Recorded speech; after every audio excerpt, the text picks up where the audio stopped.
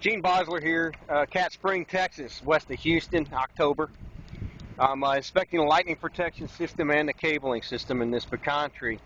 These were installed by somebody else. Cables, hardware in general, through bolts, props, lightning protection systems should all be inspected on an annual basis. It doesn't get done often enough. Really fat cable, probably bigger overkill. It makes it difficult when you're up in the tree to cut to the proper length. And as you can see, this, rather than cut it to the proper length, they left it too long and they have it digging into the tree here. It should have been cut, you know, back here, because it also weakens the strength of this dead end here. See where this is properly cut? You see that? It's cut shy of the thimble,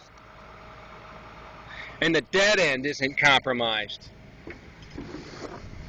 Whereas on this one, the dead end is compromised because it's just too big of a cable. You can go smaller, you can go 1/4 inch. It's more than strong enough for this purpose. Also, the cable is so loose that it bows. It shouldn't be moving that much. Neither should this one. Okay? I don't know who installed this cable. Should be hacksawed off the end and peened. I like this big fat washer, by the way. The thimbles are correct, but the other problem with this being loose is that in the high enough winds, this can jump off the thimble, and once the dead end jumps the thimble, it's an eventuality for failure.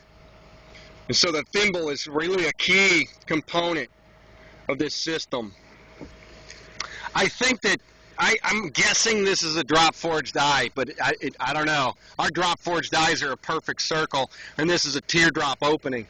So I might try to take a closer look.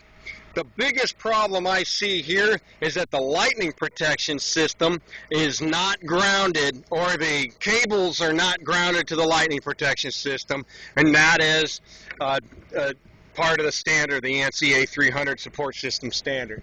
The lightning protection system, up at the top, it's got a rod in it, which is, I guess that's pretty old school. There's no need to put a rod. A blunt tip end is more than adequate. Let's see if we can't take a closer look at that rod. I think that's something I've never seen before.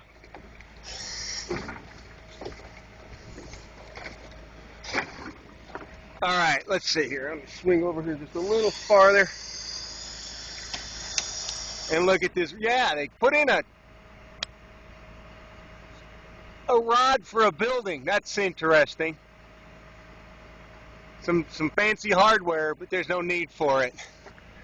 Also, our inspection does not include ascertaining whether or not they put the ground rod at.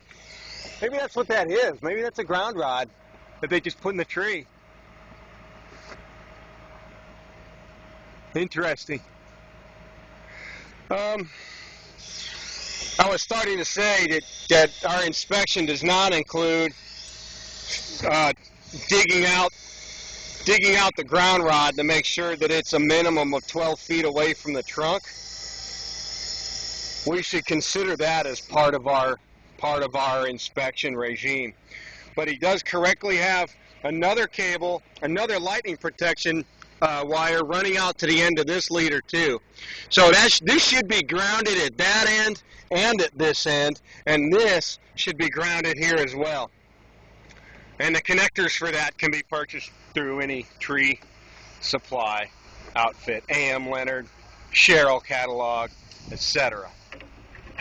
Okay, so again, inspect your cables and don't cut corners.